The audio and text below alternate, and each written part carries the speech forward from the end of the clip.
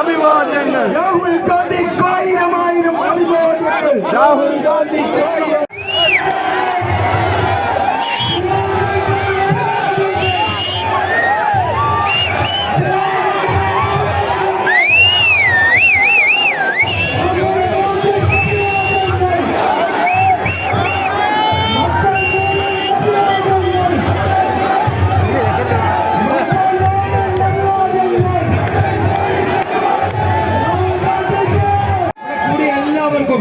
കക്ഷി രാഷ്ട്രീയതരമായിട്ട് ഇടതുപക്ഷത്തെ സഹോദരന്മാർക്കടക്കം ഞാൻ നന്ദി രേഖപ്പെടുത്തുകയാണ്.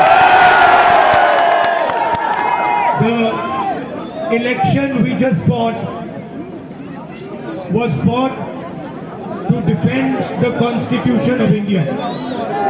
നമ്മുടെ നടത്തിയ തെരഞ്ഞെടുപ്പ് നമ്മുടെ രാജ്യത്തെ ഭരണഘടനയെ സംരക്ഷിക്കുന്നതിന് വേണ്ടി നടത്തിയൊരു പോരാട്ടമായിരുന്നു.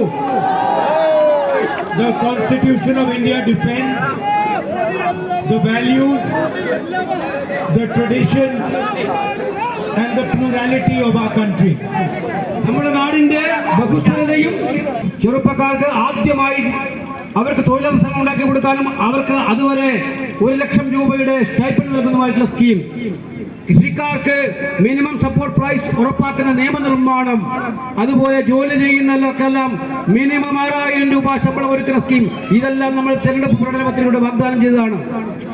And we are committed to this vision of the country, a pro-poor vision, a pro-producer vision. പാവങ്ങൾക്ക് വേണ്ടിയിട്ടുള്ള, ഉൽപാദകർക്ക് വേണ്ടിയിട്ടുള്ള ഈ കാഴ്ചപ്പാടിൽ ഞങ്ങൾ ഉറച്ചു നിൽക്കുകയാണ്. അതിനുവേണ്ട പോരാട്ടം മുന്നോട്ട് കൊണ്ടുപോവുകയാണ്. And now the opposition has tremendous strength in the Lok Sabha. ലോക്സഭയിൽ പ്രതിപക്ഷം എന്ന് പറഞ്ഞാൽ പഴയ പ്രതിപക്ഷമല്ല, വർദ്ധിത വീര്യത്തോടെ ഏറ്റവും ആവേശത്തോടെ വരുന്ന പ്രതിപക്ഷമായിരിക്കും. And frankly, the government is a crippled government.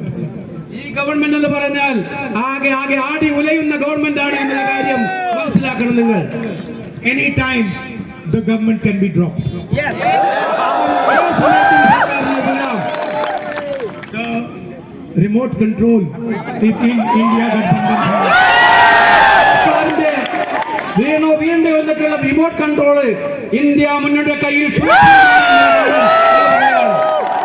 Anytime we decide to press the off button, the government will collapse. ഈ സർക്കാർ താഴെ വീഴും. But we will ensure that the entire opposition fights for a fair India, for a prosperous India, for an India of farmers, workers, youngsters. India alliance ഒരു കാര്യം ഉറപ്പുവരുത്തും, നന്മ നിറഞ്ഞ പുരോഗതിയിലേക്ക് പോകുന്ന ഇന്ത്യ, കൃഷിക്കാരനും സ്ത്രീകൾക്കും ചെറുപ്പക്കാർക്കും എല്ലാം പ്രാധാന്യമുള്ള ഇന്ത്യ. അതിനുവേണ്ടി ഇന്ത്യ മുന്നണി ശക്തമായി നിലയുറപ്പിക്കും. Thank you once again for this wonderful welcome. If the language of Kerala, the language of Tamil Nadu, the language of Bengal is protected in India, it is protected by the Constitution of India. കേരളത്തിന്റെ ഭാഷ, തമിഴ്നാടിന്റെ ഭാഷ, ബംഗാളിന്റെ ഭാഷ ഇവയൊക്കെ സംരക്ഷിക്കപ്പെട്ടാൽ ആ സംരക്ഷിക്കപ്പെടുന്നതിനാണ് ഭരണഘടനയുടെ സംരക്ഷണം എന്ന് പറയുന്നത്.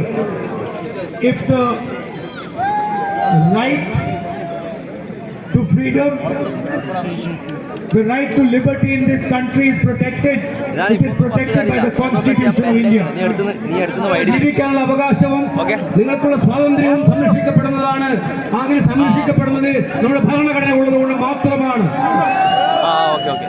The right to decide which language you speak, which religion you profess, which tradition you want to follow is all protected by the Constitution of India.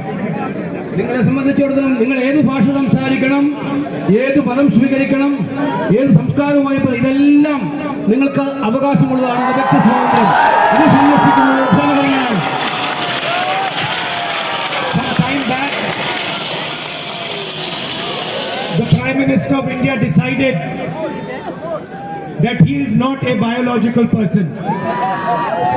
നമ്മൾ കുറച്ച് ദിവസങ്ങൾക്ക് മുമ്പ് നമ്മുടെ പ്രധാനമന്ത്രി പറഞ്ഞു അദ്ദേഹം ജീവശാസ്ത്രപരമായിട്ടുണ്ടായ ഒരു മനുഷ്യനല്ല എന്നുള്ളത്.